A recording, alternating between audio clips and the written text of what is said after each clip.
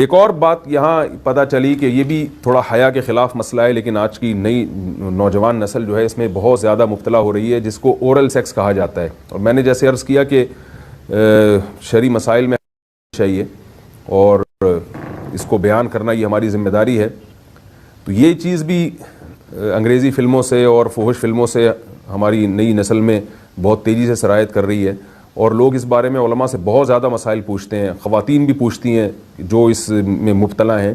تو اس کا بھی مسئلہ یاد رکھیں کہ اللہ تعالیٰ نے حالت حیض میں زوجہ سے ہم بستری کو حرام قرار دیا کیونکہ اس میں گندگی ہے.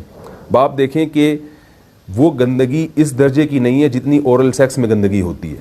اگر اس میں ڈسچارج ہو جائے بندہ، انسان جو ہم بستری کرنے والا ہے زوجہ سے، وہ منہ میں ڈسچارج ہو جائے، تو آپ سوچیں کہ اللہ تعالیٰ شرمگاہ کو گندگی سے بچا رہے ہیں، جس کی وجہ سے حیض کی حالت میں ہم بستری کو حرام قرار دیا.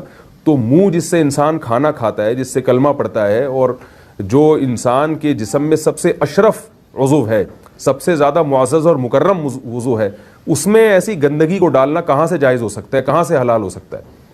تو آج بعض متجدد قسم کے لوگ جو ہے نا اس کو حلال قرار دے رہے ہیں، تو یہ بالکل غلط ہے. تو یہ بات خوب ذہن میں رکھیں کہ اورل سیکس کے ذریعے اپنی خواہش کو پورا کرنا اس طور پر کہ ڈسچارج ہو جائے انسان عورت کے منہ میں، بیوی کے منہ میں، یہ بالکل حرام ہے، بالکل ناجائز ہے.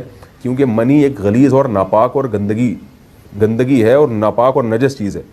بعض حضرات یہ کہتے ہیں کہ منی پاک ہے، مگر یاد رکھیں منی کے پاک ہونے کے دلائل مضبوط نہیں ہیں، منی کے ناپاک ہونے کے دلائل بہت مضبوط ہیں. سب سے پہلی دلیل قرآن مجید میں آتا ہے الم نخلقکم من ماء مہین، ہم نے تمہیں غلیظ اور پلید پانی سے پیدا کیا، ذلیل پانی سے پیدا کیا ہے. تو اس میں بھی اشارہ ہے کہ منی ناپاک چیز ہے.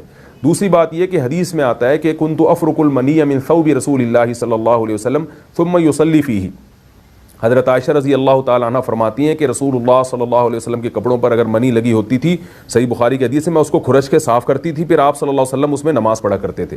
اب بعض حضرات نے یہاں سے استدلال کیا ہے کہ منی اگر ناپاک ہوتی تو حضرت عائشہ اس کو دھوتی، کھرچ کے صاف کرنا اس کی علامت ہے کہ منی پاک ہے. لیکن یہ بات غلط ہے.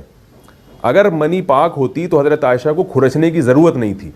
بات یہ ہے کہ وہ نجاست جس کا ایک باقاعدی جسم ہوتا ہے اور وہ کھرچ کے جسم سے یا کپڑوں سے الگ ہو سکتی ہے، تو اس نجاست کو پاک کرنے کا طریقہ یہ ہے کہ اس کو کھرچ دیا جائے. ناپاک تھی تبھی تو حضرت عائشہ رضی اللہ تعالی عنہ اس کو باقاعدہ کھرچ رہی ہیں اور دور کر رہی ہیں. اور گیلی منی کو یہ ثابت ہے کہ حضرت عائشہ رضی اللہ تعالی عنہ آپ صلی اللہ علیہ وسلم کے کپڑوں سے دھویا کرتی تھیں اور آپ صلی اللہ علیہ وسلم اس میں نماز پڑھا کرتے تھے.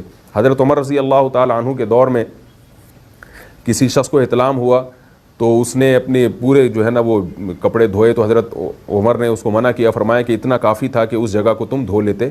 تو اس میں بھی حضرت عمر اس کو باقاعدہ دھونے کا حکم دے رہے ہیں. کسی بھی صحابی نے اعتراض نہیں کیا کہ یا امیر المومنین آپ ان کو دھونے کا حکم کیوں دے رہے ہیں، منی تو پاک ہے.